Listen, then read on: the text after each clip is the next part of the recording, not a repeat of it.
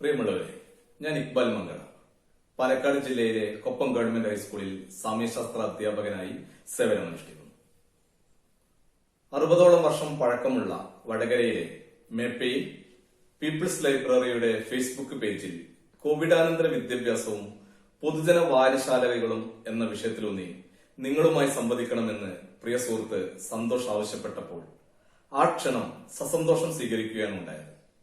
ഒരേ സമയം വായനയെ ഇഷ്ടപ്പെടുകയും വിദ്യാഭ്യാസ മേഖലയിൽ പ്രവർത്തിക്കുകയും ചെയ്യുമ്പോൾ അത്രമേൽ ഇഷ്ടത്തോടെ സംസാരിക്കാനുതകുന്ന വിഷയം കൂടിയാണെന്ന സന്തോഷം എനിക്കുണ്ട്.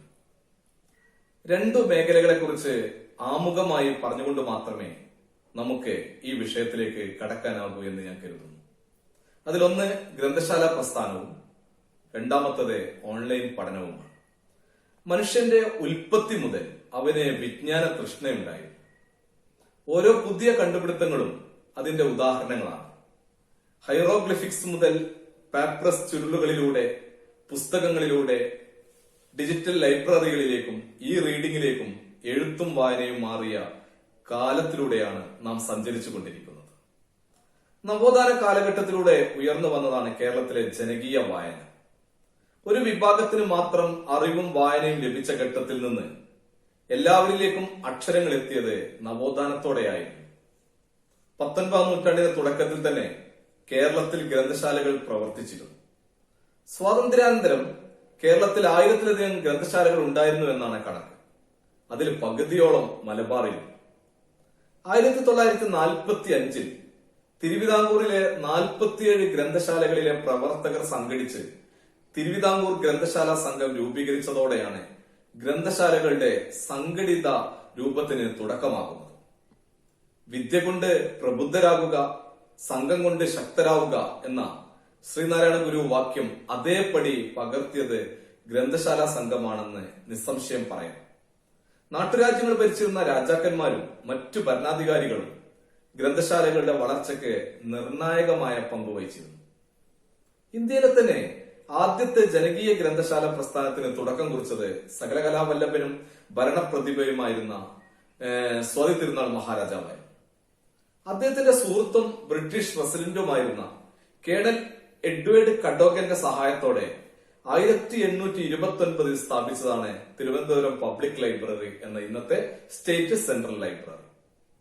ജനങ്ങളെ ഉത്ബുദ്ധരാക്കാനുള്ള സ്വാതി തിരുനാളിന്റെ ഭരണപദ്ധതികളിൽ ആദ്യത്തേത് സൗജന്യ വിദ്യാഭ്യാസവും രണ്ടാമത്തത് ലൈബ്രറി സർവീസുമായിരുന്നു. തിരുവനന്തപുരം പബ്ലിക് ലൈബ്രറിയുടെ മാതൃകയിൽ 1858-ൽ കോട്ടയം പബ്ലിക് ലൈബ്രറി സ്ഥാപിതമായി. 1861-ൽ കൊച്ചിയിലെ ആദ്യത്തെ പൊതുജന ഗ്രന്ഥാലയമായ എറണാകുളം പബ്ലിക് ലൈബ്രറി തുറന്നു. 1873-ൽ തൃശൂർ പബ്ലിക് ലൈബ്രറി സ്ഥാപിക്കപ്പെട്ടു. 1924 കോഴിക്കോട് പബ്ലിക് ലൈബ്രറിയും രൂപീകൃതമായി. തിരുവിതാംകൂറിലും കൊച്ചിയിലും സർക്കാർ സഹായത്താലാണ് ഗ്രന്ഥശാലകൾ രൂപം കൊണ്ടതെങ്കിൽ മലബാറിൽ ദേശീയ പ്രസ്ഥാനത്തിന്റെ കരുത്തായി സ്വാതന്ത്ര്യബോധത്തിന്റെ വായനക്കാണ് വായനശാലകൾ രൂപം കൊണ്ടതെന്ന് മനസ്സിലാക്കാം. മലബാറിലെ ഗ്രന്ഥശാല വളർച്ചയ്ക്ക് ആധാരമായ ഘടകങ്ങളെ ഡോക്ടർ സി ഉണ്ണികൃഷ്ണൻ തന്റെ ഗ്രന്ഥശാല പ്രസ്ഥാനം കേരളത്തിൽ എന്ന പുസ്തകത്തിൽ 7 വിഭാഗമായി തിരിച്ചിട്ടുണ്ട്. അതിന്റെ പ്രധാന ഘടകങ്ങൾ അതിലൊന്ന് പറയുന്നത് പാശ്ചാത്യ മിഷണറിമാരുടെ സംഭാവനയായിട്ടുള്ള ഗ്രന്ഥശാലകളാണ്. രണ്ടാമത് ദേശീയ പ്രസ്ഥാനത്തിന്റെ ഭാഗമായി വന്ന ഗ്രന്ഥശാലകൾ. 3 AKGയുടെയും KPR ഗോപാലിന്റെയും നേതൃത്വത്തിൽ കർഷക തൊഴിലാളി പ്രസ്ഥാനത്തിന്റെ ഭാഗമായി ഉയർന്നു വന്ന ഗ്രന്ഥശാലകൾ. 4 ഇന്ത്യൻ ഗ്രന്ഥശാല വിജ്ഞാനത്തിന്റെ കുലപതി ഡോക്ടർ SR രംഗനാഥന്റെ സ്വാധീനത്തിൽ സ്ഥാപിതമായ ഗ്രന്ഥശാലകൾ. 5ാമതായി നവോത്ഥാന പ്രസ്ഥാനത്തിന്റെ ഭാഗമായി ഉണ്ടായ ഗ്രന്ഥശാലകൾ. 6 സാംസ്കാരിക പ്രവർത്തകരും അഭ്യസ്ത വിദ്യരുമായ യുവാക്കളാൽ രൂപപ്പെട്ട ഗ്രന്ഥശാലകൾ. 7 അധ്യാപക സമൂഹത്തിന്റെ സംഭാവനയായി സ്ഥാപിതമായ ഗ്രന്ഥശാലകൾ എന്നിവയാണ്. അധ്യാപകർ കേരളത്തിലെ വായനശാലകൾക്ക് നൽകിയ സംഭാവനകൾ അവഗാഹം മനസ്സിലാക്കാൻ PN പണിക്കർ എന്ന നാമം തന്നെ ധാരാളമാണ്. AKGയും മറ്റ് കോൺഗ്രസ് സോഷ്യലിസ്റ്റുകളും കേരളത്തിലെ രാഷ്ട്രീയ മണ്ഡലത്തിലേക്ക് കടന്നു വന്നത് ഗ്രന്ഥശാല പ്രവർത്തനങ്ങളിലൂടെയാണ്. അവരിൽ ഏറിയ പങ്കും അധ്യാപകരായിരുന്നു എന്നതും ശ്രദ്ധേയമാണ്. വായനശാലകളുടെ ചരിത്രം തേടുമ്പോൾ അത് പൂർണ്ണമാകുന്നത് PN പണിക്കരിലൂടെയാണ്. വായനശാലകൾക്കും വായനയ്ക്കുമൊപ്പം PN പണിക്കർ എന്ന പേര് നമ്മൾ ഓർക്കുന്നതിന് കാരണം അത്രമേൽ ത്യാഗ നിർഭരമായിരുന്നു PN പണിക്കരുടെ വായനശാല മുന്നേറ്റത്തിന്റെ ചരിത്രം എന്നതുകൊണ്ടാണ്. അറിയപ്പെടുന്നവരും അറിയപ്പെടാത്തവരുമായ ആയിരക്കണക്കിന് പേരുടെ അധ്വാനമാണ് നമ്മൾ ഇന്ന് കാണുന്ന ഓരോ പുസ്തകാലയങ്ങളും. നിസ്വാർത്ഥ കർമ്മികളായ പുണ്യാത്മാക്കൾ നമുക്ക് സമ്മാനിച്ചത് ഓരോ പ്രദേശങ്ങളിലും ജംഗ്ഷൻ എന്നോ അല്ലെങ്കിൽ മുക്ക് എന്നോ കവല എന്നോ ചേർത്ത് ഇന്നും ഈ സ്മരണാലയം കണക്കെ അല്ലെങ്കിൽ ഒരു സ്മരണാലയം പോലെ ഈ വായനശാലകൾ നമുക്ക് കാണാൻ കഴിയുന്നതാണ്. ഇതൊക്കെ വായനശാലകളുടെ ഒരു കടന്നു വന്ന വഴികളായിട്ട് അല്ലെങ്കിൽ വായനശാലകൾ രൂപം കൊണ്ട ഗ്രന്ഥാലയങ്ങൾ രൂപം കൊണ്ട വഴികളായിട്ട് നമുക്ക് പറയാം. എന്നാൽ ഇന്ന് നമ്മൾ 20-ാം നൂറ്റാണ്ടിലേക്ക് വന്നപ്പോൾ ഈ വിവരവിനിമയ സാങ്കേതിക വിദ്യയുടെ ലോകത്ത് ഗ്രന്ഥശാലകൾക്കുണ്ടായ മാറ്റം കൂടി നമ്മൾ ശ്രദ്ധിക്കേണ്ടതുണ്ട്. ഈ അടുത്ത കാലത്തായിട്ട് സോഷ്യൽ മീഡിയയിൽ ഞാൻ വായിച്ച ഒരു ചെറിയ കുറിപ്പ് മനസ്സിൽ തങ്ങി നിന്ന ഒരു കുറിപ്പാണ്. എന്തുകൊണ്ട് ചോദിച്ചാൽ ഗ്രന്ഥാലയങ്ങൾക്കുണ്ടായ മാറ്റങ്ങൾ, ഈ കാലഘട്ടത്തിലുണ്ടായ മാറ്റങ്ങളുടെ ഒരു ചിത്രമാണ് അത് നമുക്ക് നൽകുന്നത്. അതിലെ ഏതാനും വരികൾ ഞാനൊന്ന് വായിക്കാം. നിരവധി ജനോപകാരപ്രദമായ പരിപാടികൾ വായനശാല മിക്കവാറും എല്ലാ മാസങ്ങളിലുമായി നടത്താറുണ്ടെങ്കിലും സ്ഥിരമായി വായനശാലയുമായി ബന്ധപ്പെടുന്നവരല്ലാതെ പലർക്കും അത്തരം പരിപാടികളെ പറ്റി വിവരം ലഭിക്കുന്നില്ല എന്നുള്ളതാണ് ഉയർന്നു വന്നിട്ടുള്ള പ്രധാനപ്പെട്ട ഒരു പരാതി. വിവര സാങ്കേതിക വിദ്യ വിപ്ലവം സൃഷ്ടിക്കുന്ന ആധുനിക കാലഘട്ടത്തിൽ മൊബൈൽ ഫോണും ഇന്റർനെറ്റും സോഷ്യൽ മീഡിയകളും ഉപയോഗിച്ച് ഈ ന്യൂനത പരിഹരിക്കാവുന്നതേ ഉള്ളൂ. അതിനായി ഫേസ്ബുക്ക് പേജാണ് ആദ്യം രൂപീകരിച്ചത്. വായനശാലയുമായി ബന്ധപ്പെട്ട വിവരങ്ങൾ അപ്പപ്പോൾ അംഗങ്ങളെയും മറ്റ് താല്പര്യമുള്ള ജനങ്ങളെയും അറിയിക്കുന്നതിനായി ഒരു വാട്സപ്പ് ഗ്രൂപ്പും ആരംഭിച്ചിട്ടുണ്ട്. വായനശാലയിൽ നടക്കുന്ന സെമിനാറുകൾ, ക്ലാസുകൾ, ചർച്ചകൾ, സാംസ്കാരിക പരിപാടികൾ തുടങ്ങി എല്ലാ പ്രോഗ്രാമുകളുടെയും വീഡിയോ റെക്കോർഡ് ചെയ്ത് സൂക്ഷിക്കാനും അത് യൂട്യൂബ് വഴി ജനങ്ങൾക്ക് കാണാനും സൗകര്യമൊരുക്കുവാനും തീരുമാനിച്ചതിന്റെ അടിസ്ഥാനത്തിൽ വായനശാല ഒരു യൂട്യൂബ് ചാനൽ തുടങ്ങിയിട്ടുണ്ട്. ഇന്നു മുതൽ ഇനി അങ്ങോട്ട് വായനശാലയിൽ നടക്കുന്ന മുഴുവൻ പ്രോഗ്രാമുകളുടെയും വീഡിയോ യൂട്യൂബ് ചാനലിൽ ലഭ്യമായിരിക്കും. സമീപ ഭാവിയിൽ തന്നെ പ്രോഗ്രാമുകൾ യൂട്യൂബ് വഴി തത്സമയം വെബ് കാസ്റ്റ് ചെയ്യാനുള്ള സൗകര്യങ്ങളും ഒരുക്കിക്കൊണ്ടിരിക്കുകയാണ്. വർത്തമാനകാലത്തെ ഒരു വായനശാലയുടെ ഗ്രന്ഥശാലയുടെ സ്വാഭാവിക പരിണാമത്തെ സൂചിപ്പിക്കാനാണ് ഞാൻ ഇതിവിടെ വായിച്ചത്. ആധുനിക സാങ്കേതിക വിദ്യയുടെ ഉപയോഗപ്പെടുത്തൽ വായനശാലകളിലും സജീവമായിട്ടുണ്ട് എന്ന് സൂചിപ്പിക്കാൻ വേണ്ടി ഇത്രയും ഗ്രന്ഥാലയത്തെ കുറിച്ച് പറഞ്ഞത്. ഈ വർത്തമാനകാലത്ത് ഈ വിവരവിനിമയ സാങ്കേതിക വിദ്യ എന്നത് ഗ്രന്ഥാലയങ്ങളിലും ഒരു പരിണാമമായിട്ട് എത്തിയിട്ടുണ്ട് എന്ന് സൂചിപ്പിക്കാൻ വേണ്ടിയിട്ടാണ്. ഇനി നമ്മൾ പ്രധാനമായും സംസാരിക്കാൻ കരുതുന്ന വിഷയത്തിലേക്ക് വരാം.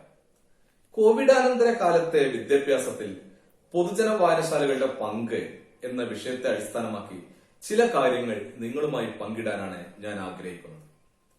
കോവിഡ് പ്രതിസന്ധി വിദ്യാഭ്യാസ രംഗത്ത് താൽക്കാലികമായി മുറിച്ചു കടക്കേണ്ട ഒരു വെല്ലുവിളി മാത്രമല്ല, അനിശ്ചിതത്വം തുടരുമെന്ന് ഉറപ്പുള്ള പശ്ചാത്തലത്തിൽ ഘടനാപരമായും ഉള്ളടക്കത്തിലും തിരുത്തലുകളും പരീക്ഷണങ്ങളും ആവശ്യപ്പെടുന്നതാണ് പുതിയ സാഹചര്യം. കോവിഡിനൊപ്പം ജീവിക്കുക എന്ന നിലയിൽ ലോകം മുഴുവൻ ബദൽ മാർഗങ്ങൾ ആരായുമ്പോൾ അതിൽ നിന്ന് വിദ്യാഭ്യാസ മേഖലയ്ക്ക് മാറി നിൽക്കാൻ കഴിയുന്നതല്ല. ഈ ഡിജിറ്റൽ കാലത്ത് മനുഷ്യനും സാങ്കേതിക വിദ്യയും സംയോജിപ്പിച്ചുള്ള ബോധന സമ്പ്രദായം പുതിയ ഒന്നല്ല. പക്ഷെ അതിനെ വേഗം കൈവരിക്കുകയോ എല്ലാവർക്കും പ്രാപ്യമാവുകയോ ചെയ്തില്ല എന്നതാണ് ഇതുവരെയുള്ള അതിന്റെ ഒരു സവിശേഷത. ഈ കോവിഡ് കാലം ആ അകലത്തെ അതിവേഗം കുറയ്ക്കാൻ നിർബന്ധിതമായിരിക്കുന്നു. ഒരു ക്രമാനുഗത വളർച്ചയ്ക്കപ്പുറം അതിവേഗമുള്ള ഒരു മാറ്റത്തിലേക്ക് എത്തിച്ചിരിക്കുകയാണ് ലോക്ക്ഡൌൺ പ്രതിസന്ധിയും നിയന്ത്രണങ്ങളും. സമൂഹ മനസ്സും പശ്ചാത്തല സൗകര്യവും പര്യാപ്തമാകുന്നതിന് മുമ്പേ അതുമായി അതിവേഗം ഇണങ്ങേണ്ട നിർബന്ധിത സാഹചര്യം ഇന്ന് എല്ലാവരിലും ഉണ്ടായിട്ടുണ്ട്. സ്വാഭാവികമായും ദുരന്തകാലത്തെ പരിമിതികളെയും സാധ്യതകളും കുറിച്ചുള്ള ആഴത്തുള്ള ചിന്തകൾക്കും ചർച്ചകൾക്കും അത് വഴി തുറന്നു. അപ്രാപ്യതയും പുറന്തള്ളലുകളും ഇനിയും പരിഹരിക്കപ്പെടേണ്ട വലിയ പ്രശ്നമായി നിലനിൽക്കുമ്പോഴും ഓൺലൈൻ അല്ലെങ്കിൽ TV വിദ്യാഭ്യാസം കോവിഡാനന്തരവും വിജ്ഞാന മേഖലയെ സമ്പുഷ്ടമാക്കുന്ന ഒന്നായി മാറുമെന്ന് ഉറപ്പാക്കിയിട്ടുണ്ട്. രാജ്യത്തെ വിദ്യാഭ്യാസ സംവിധാനങ്ങൾ ഡിജിറ്റലൈസ് ചെയ്യുന്നതിനുള്ള നയമാറ്റം 1985 കേന്ദ്ര സർക്കാർ പ്രഖ്യാപിച്ചതായി. 3.5 ദശാബ്ദത്തിന് ശേഷം ഡിജിറ്റൽ ഇന്ത്യ മുദ്രാവാക്യങ്ങൾ ഉയർന്നു കേൾക്കുമ്പോഴും രാജ്യത്തെ ബഹുഭൂരിപക്ഷത്തിനും അതിന്റെ പ്രാപ്യത ഉറപ്പാക്കാനായിട്ടില്ല. സാർവത്രിക വിദ്യാഭ്യാസവും വിദ്യാഭ്യാസ അവകാശവും സർക്കാരുകളുടെയും സമൂഹത്തിന്റെയും പൗരന്റെയും മുൻഗണനാ വിഷയങ്ങളിൽ ഉൾപ്പെടുന്നതാണ്. സാധാരണ സാഹചര്യത്തിൽ പോലും അത് സാധ്യമാകാത്ത ഒരു സമൂഹത്തിന് കോവിഡ് പ്രതിസന്ധിക്കിടയിൽ എങ്ങനെ അത് സാധ്യമാകും എന്നതാണ് വെല്ലുവിളി. രാജ്യത്തിന് തന്നെ മാതൃകയായി മറ്റു സംസ്ഥാനങ്ങൾക്ക് മുമ്പേ തന്നെ കേരളം ഒരു പുതിയ വഴിയെക്കുറിച്ച് ചിന്തിച്ചിരുന്നു. അത് പ്രാവർത്തികമാക്കുന്നതിനുള്ള ശ്രമങ്ങൾ നടത്തി. സംസ്ഥാന സർക്കാർ വിക്ടേഴ്സ് ചാനൽ വഴി സ്കൂൾ തലത്തിൽ കുട്ടികൾക്ക് ടെലിവിഷൻ വഴി ക്ലാസുകൾ നൽകി തുടങ്ങി. CBSE സ്കൂളുകളും കോളേജുകളും അവരുടേതായിട്ടുള്ള സമ്പ്രദായങ്ങളിലൂടെ ക്ലാസുകൾ മുടങ്ങാതിരിക്കാനുള്ള ക്രമീകരണങ്ങൾ നടത്തുന്നു. വ്യക്തികളും മറ്റ് ഏജൻസികളും സമാന്തരമായ ഓൺലൈൻ അല്ലെങ്കിൽ TV ബോധന സമ്പ്രദായങ്ങൾ ആവിഷ്കരിച്ചിട്ടുണ്ട്.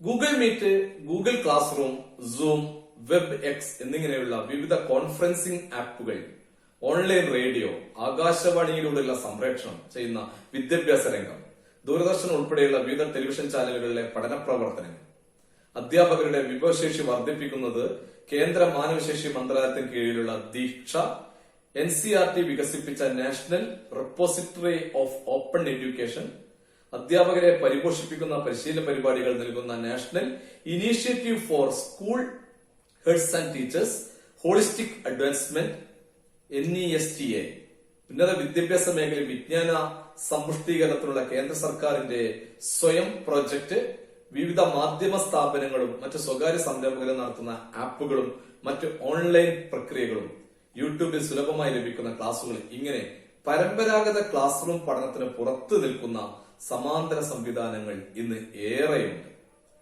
കിൻഡർഗാർട്ടൻ മുതൽ ഉന്നത വിദ്യാഭ്യാസ ഗവേഷണ രംഗത്ത് വരെ ഇത് വ്യാപിച്ചു കിടക്കുന്നു.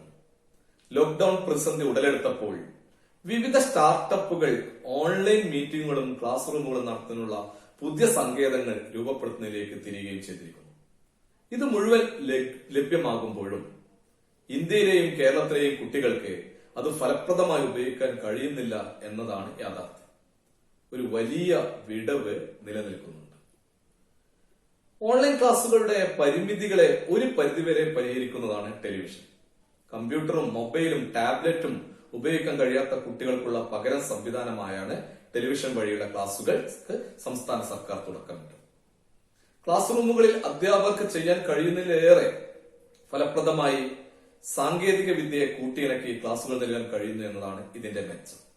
ബദൽ മാർഗം എന്ന നിലയിൽ ഏകീകൃത ടെലിവിഷൻ ക്ലാസ് റൂമുകൾ വന്നതിലൂടെ അതുവരെ സ്മാർട്ട് ബോർഡ്, സാങ്കേതിക സംവിധാനങ്ങൾ തുടങ്ങിയവ പൂർണ്ണമായും ഉപയോഗപ്പെടുത്താനാവാതിരുന്ന കുട്ടികൾക്ക് അവരുടെ വീടുകളിൽ പുതിയ ക്ലാസ് റൂം സൃഷ്ടിക്കപ്പെട്ടു.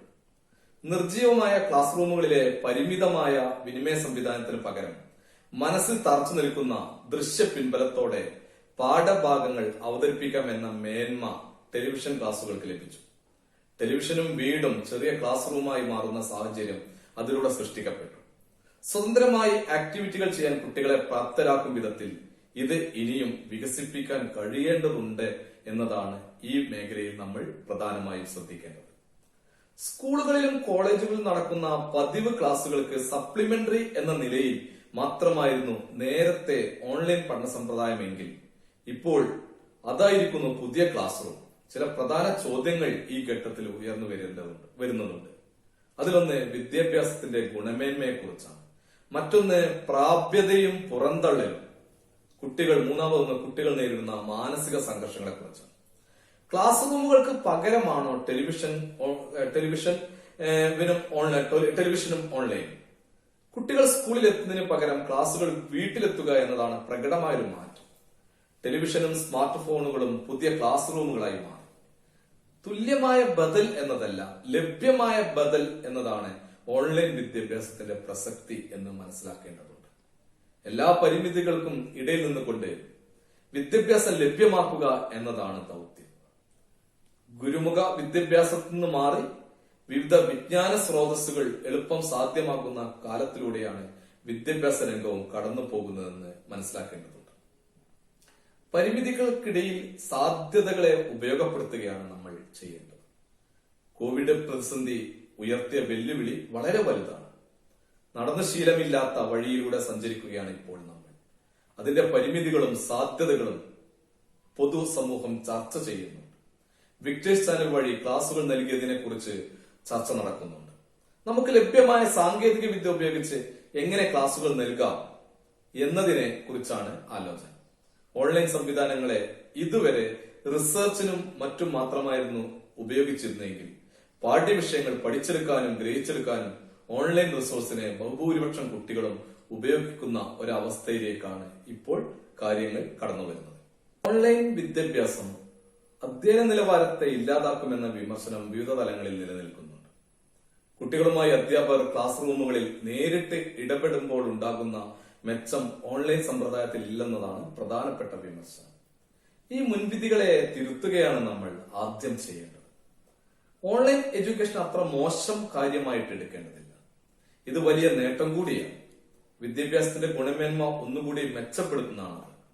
ഒരിക്കൽ ഓൺലൈനിൽ എടുത്ത ക്ലാസ് തന്നെ അടുത്ത വർഷത്തേക്കും മതി എന്ന് വിചാരിക്കുന്ന അധ്യാപകരുണ്ടാകും. അത് മതിയാകില്ല.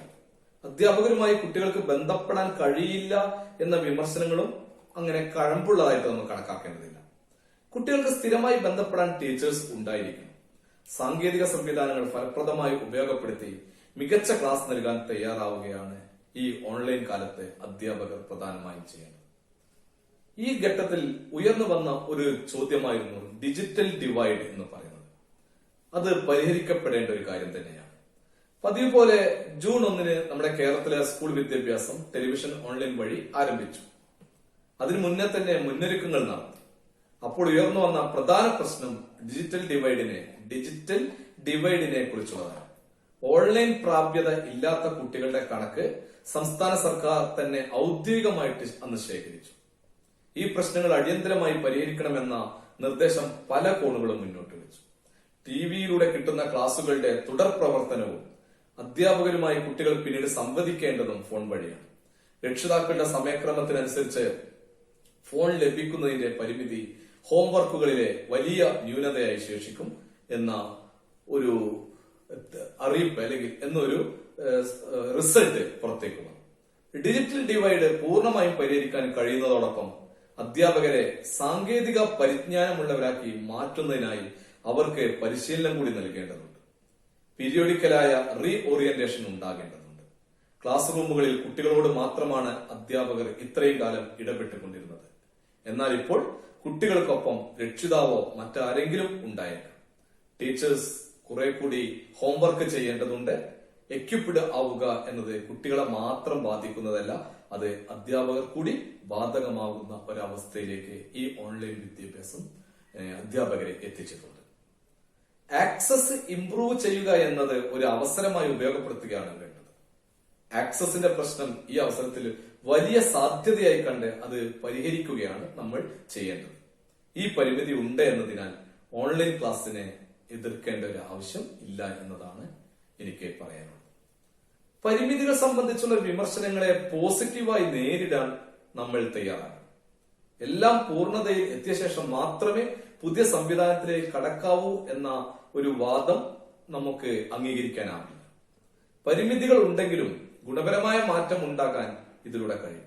ട്രയൽ ആൻഡ് എററിലൂടെ കൂടുതൽ കുറ്റമറ്റതാക്കാനും നമുക്ക് കഴിയും. നമ്മുടെ വിദ്യാഭ്യാസ പ്രക്രിയയിൽ വലിയ മാറ്റത്തിന്റെ നാന്ദിയായിട്ട് ഇത് മാറിയിട്ടുണ്ട്. ഒഴിവാക്കപ്പെടുന്നവർ ഒരുപാടുണ്ടാകാം. അവർക്കത് ലഭ്യമാക്കുന്നതിനുള്ള എല്ലാം ചെയ്യേണ്ടതുണ്ട്. അവർക്ക് സാങ്കേതിക സൗകര്യങ്ങൾ ഒരുക്കി കൊടുക്കുക എന്നതും ഒരു പ്രധാനപ്പെട്ട ഘടകമാണ്. നേരത്തെ നമ്മൾ സൂചിപ്പിച്ച ഒരു പോയിന്റ് ആയിരുന്നു മാനസിക സംഘർഷം. കുട്ടികളുടെ മാനസിക സംഘർഷങ്ങൾ രണ്ടു തരത്തിലുണ്ട്. ഒന്ന്, പതിവ് ക്ലാസ് റൂമുകളിൽ നേരിടുന്ന അധിക്ഷേപങ്ങളും അപമാനങ്ങളും കുറ്റപ്പെടുത്തലുകളും ഒക്കെ. രണ്ടാമത്തെ, ക്ലാസ് റൂമുകൾ നഷ്ടമാകുമ്പോഴുള്ള പിരിമുറുക്കങ്ങൾ. ഈ ഓൺലൈൻ കാലഘട്ടത്തിൽ ഈ രണ്ടാമത്തെ മാനസിക സംഘർഷം വളരെ കൂടുതലായിട്ട് കുട്ടികളിൽ കണ്ടുവരാനുള്ള സാധ്യതയുണ്ട്. ഇതിനെ വേണ്ട രീതിയിൽ അഭിസംബോധന ചെയ്യാനുള്ള സംവിധാനം കേരളത്തിൽ ഉണ്ടാകേണ്ടതുണ്ട്.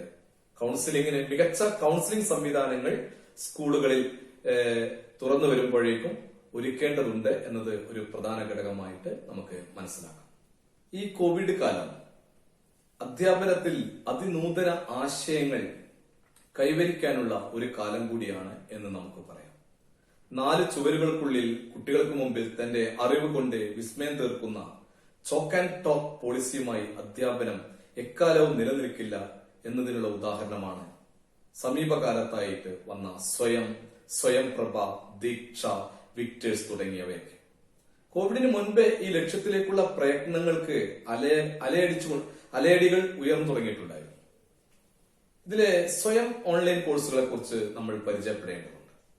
കേന്ദ്ര സർക്കാരിന് കീഴിൽ 9ാം ക്ലാസ് മുതൽ PG വരെ ഉള്ള കോഴ്സുകൾ എപ്പോൾ വേണമെങ്കിലും എവിടെ നിന്ന് വേണമെങ്കിലും പഠിക്കാൻ സൗകര്യമൊരുക്കുന്നു.